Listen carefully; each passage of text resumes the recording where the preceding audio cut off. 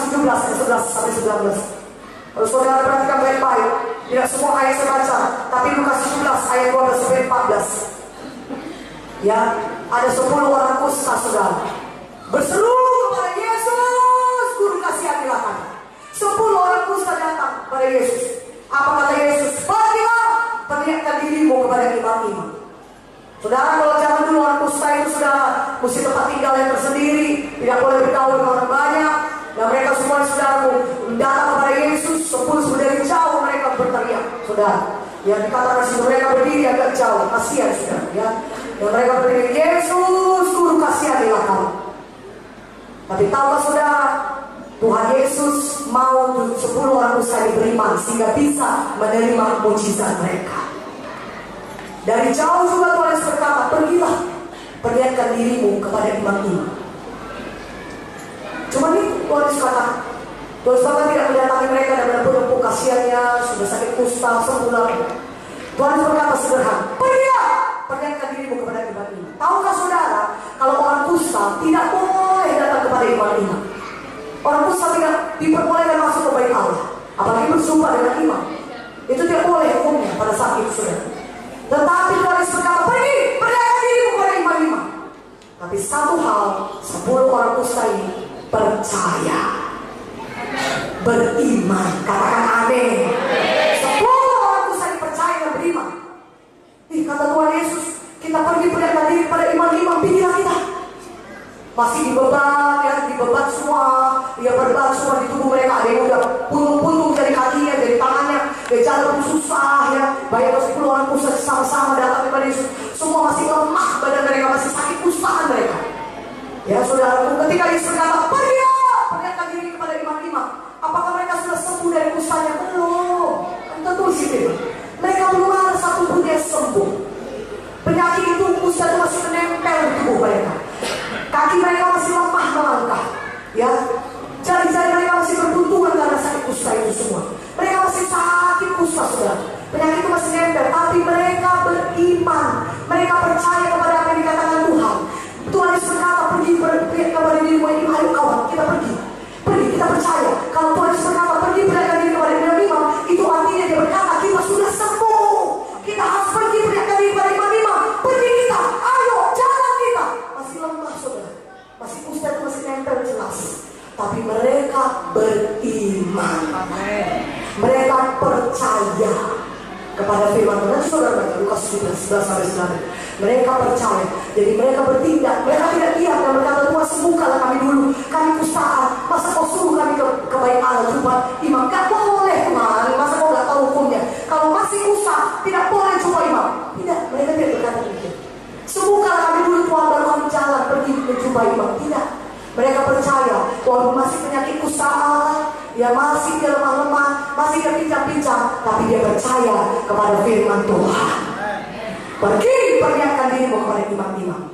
Maka mereka pergi, masih pincang-pincang sama-sama mereka pergi, bergandengan tangan mungkin, tapi jelas mereka percaya mereka sudah sembuh. Maka mereka cari imam, di mana imam itu? Mari kita temui dia. Kata Tuhan, pergi perlihatkan diri pada imam, artinya kita sudah sembuh.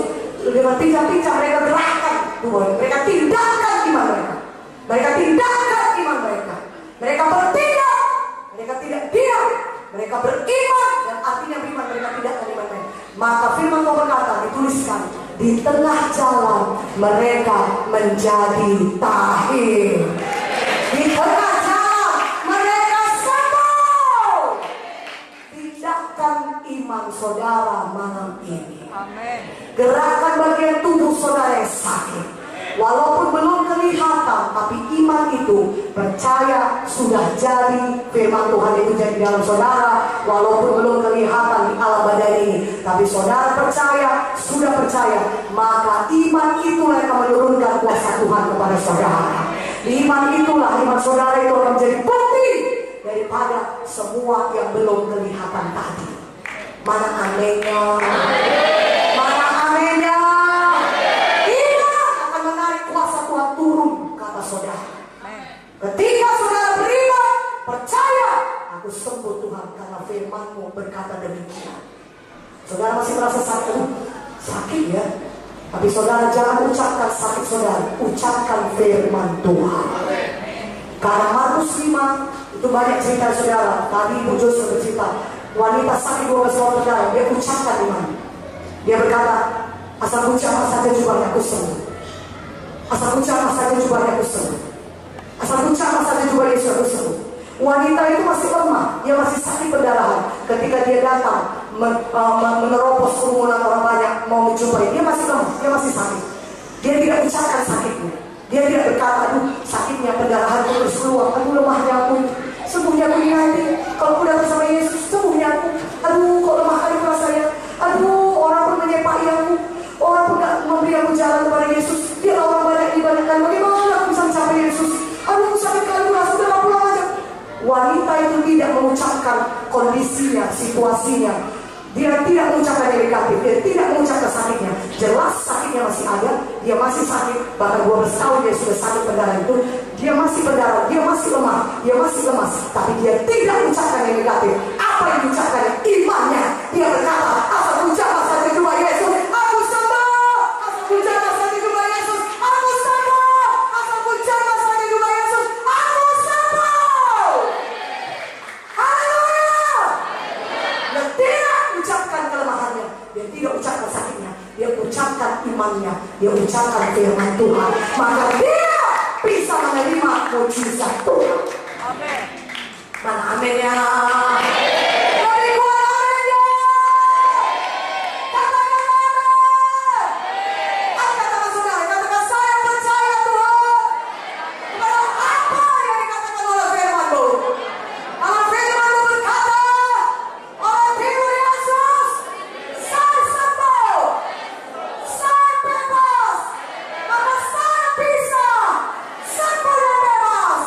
Malam ini, saya beriman, saya terima mujizat saya di dalam nama Yesus. Pada malam ini saudaraku, di tempat duduk saudara-saudara bisa ucapkan pelan-pelan, saya percaya oleh tidur Yesus saya sembuh. Kanker ini lenyap keluar dari tubuhku dalam nama Yesus. Tumor ini lenyap keluar dari tubuhku dalam nama Yesus. Kelumpuhan ini pergi keluar di dalam nama Yesus. Saya percaya oleh tidur Yesus, saya sembuh, saya sembuh, saya sembuh. Katakan haleluya. Iman harus ditinggalkan. Karena itu saudara buka mulut saudara, ucapkan firman Tuhan. Itu salah satu tindakan iman. Jangan ucapkan lagi mengenai penyakit saudara, jangan ucapkan mengenai kelemahan saudara. Tidak saudara ucapkan pun itu yang jadi pada saudara. Karena hidup mati dikuasai lidah, ya, dikuasai lidah. Saudara mau sembuh, lidah saudara ucapkanlah kesembuhan. Tapi kalau saudara mau kalah, ucapkanlah terus kekalahan. Saudara mau hidup saudara tidak berhasil, ucapkanlah terus saya tidak berhasil. Berkata jangan, dalam nama Yesus jangan. Hidup mati dikuasai lidah. Mari kita pilih, ucapkan firman Tuhan.